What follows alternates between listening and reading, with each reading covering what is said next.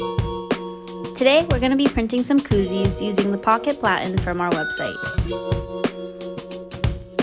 This platen is going to be super helpful when it comes to printing on small surfaces. First, we need to attach the platen. Just attach it to your regular platen, making sure it's nice and snug. I'm putting mine on the side for this project. Then, make sure to adjust your press to get the right off contact. Once your pocket platen is on, we can slide the koozie on and print just like we would a shirt. I'm using white Rapid Cure Plastisol ink. We need a low cure ink so we don't burn the koozie or the design while curing it.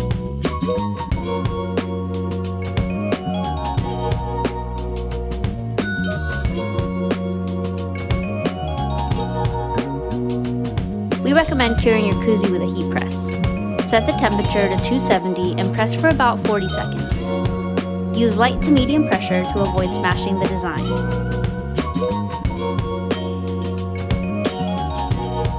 And that's it! With the right materials, koozies are a breeze to print.